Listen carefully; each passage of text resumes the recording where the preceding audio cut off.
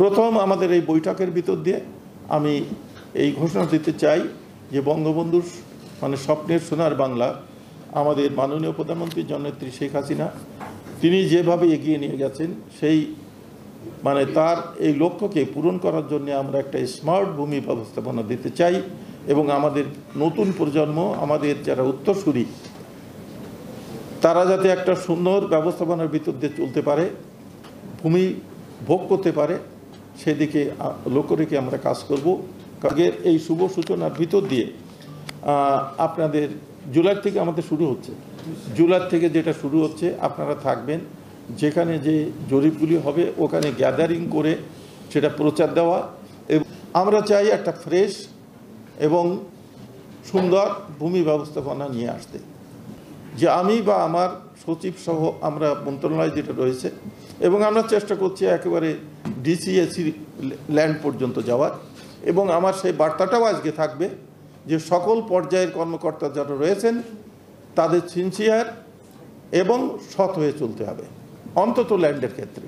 এক্ষেত্রে প্রকৃত প্রস্তাবে যদি কোথাও কোনো ত্রুটি ঘটে এবং সেটা যদি প্রমাণিত হয় সেখানে কিন্তু আমরা কঠিন আইনগত ব্যবস্থা গ্রহণ করব, সেক্ষেত্রে আমরা ছাড় দেবো না। আমি বলছি না যে কোথাও কিছু ত্রুটি নাই, ত্রুটি আমাদের সরকারি কর্মকর্তাদের ভিতর রয়েছে, আবার আমরা জমির মালিকদের রয়েছে, আমরা অবৈধ সুযোগ নেওয়ার জন্য পয়সা সাধ্যে থাকি। এইখানে আমরা যে শতভাগ এইটা পৌঁছবো চেষ্টা করছি, কিন্তু কিছু থেকেই যাবে যেগুলি কোর্টের ডিসপুটেড মামলার অধীন, সেগুলি কিন্তু কেউ ফয়সালা আমরা দিতে পারবো না, জরিপেও পারবেন না, এসি ল্যান্ডও পারবেন না, কারণ সেগুলি কিন্তু থেকে যাবে। এর বাইরে যেটা সেটা এই পদ্ধতিতে চলে আসলে আমাদের জেলা প্রশাসক মহোদয় বলেছেন সিভিল স্যুট করার কোনো সুযোগও থাকবে না, কেস কিন্তু অনেক কমে যাবে। এবং দেশে যত কেস তার বেশি ম্যাক্সিমামটা হচ্ছে কিন্তু ল্যান্ড রিগার্ডিং এটা কমে আসবে। তো আমরা আশা করব এই পদ্ধতিতে যখন চলবো তখন আদালতেও যেগুলি রয়েছে তারাও অনেকেই কিন্তু আস্তে আস্তে চিন্তা করবে যে আমরা একটা সমাধানের ভিতর দিয়ে আদালতের মাধ্যমে তড়িৎ গতিতে এসে আমরাও এর সঙ্গে সামিল হই। এটাও বোধহয় তাদের ভিতর একটা চিন্তা চেতনা জাগ্রত হতে পারে, আমরা সেটাও কামনা করব। কেন টাকা দিয়ে আমি রেকর্ড করব? রেকর্ড আমার বৈধ যেটুকু সেটুকু আমার অধিকার, সেই অধিকার বঞ্চিত হলো আমরা দেখব, আমরা কথা দিচ্ছি।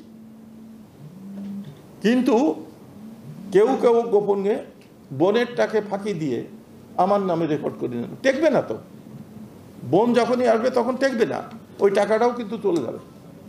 আর যারা অফিসার তারাও দেখবেন, আর অফিসাররা তো অনেক বুঝতে পারেন না, বন সার্টিফিকেট নিয়ে আসছে, বন ফাঁকি নাম নেই, তাহলে বন তো ফাঁকিতে পড়ে যাবে, অফিসার তো ধরতে পারবে না।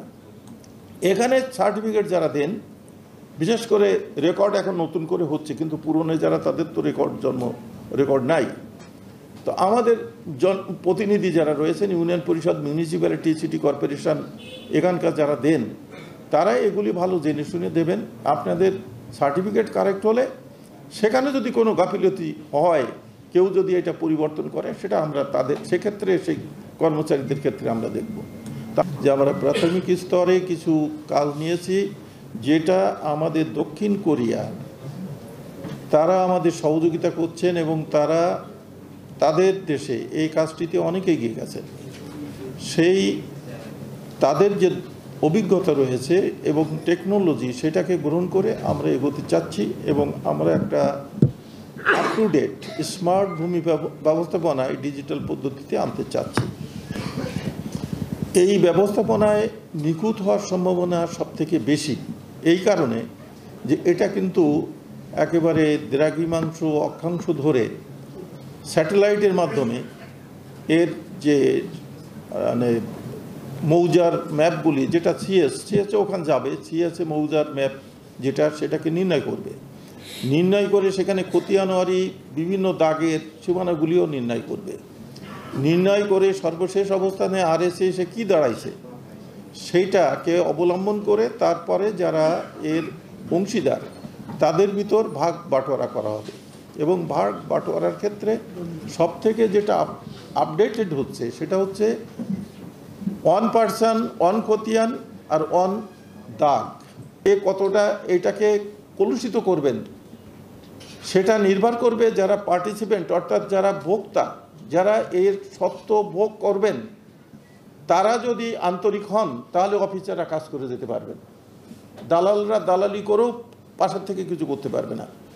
মূলত জমির মালিকদেরকে আগে আন্তরিক হতে হবে যে আমরা ক্লিয়ার করে নিতে চাই আমাদের খতিয়ান এবং দাগ। ক্লিয়ার করতে গেলে তাদের সমঝোতায় আসতে হবে। অনলি দি ওয়ান পয়েন্ট, তাদের আপোষে এসে কাজটি করতে হবে। এবং এই কাজটি করার জন্য আজকে যে পর্যায়ে আমরা এখানে এসে বসছি আপনাদের সঙ্গে, তারপরেও যদি কোথাও দেখেন যে কেউ স্বার্থ সংশ্লিষ্ট কারণে আপনাকে বঞ্চিত করতেছে, আপনারা কমপ্লেন দেবেন, আমরা সেগুলি তদন্ত করব।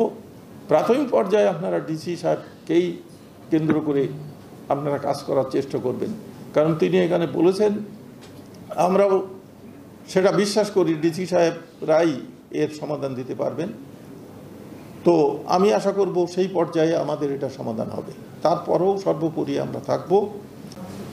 আপনারা নারায়ণগঞ্জ সিটি কর্পোরেশনের পুরোটাই ডিজিটাল জরিপের ভিতর যাচ্ছে, সেই উপলক্ষে এই অনুষ্ঠানে আসছেন এবং জেলা প্রশাসক মহোদয় মন্ত্রণালয়ের পক্ষ থেকে সেই আয়োজনটি করেছেন।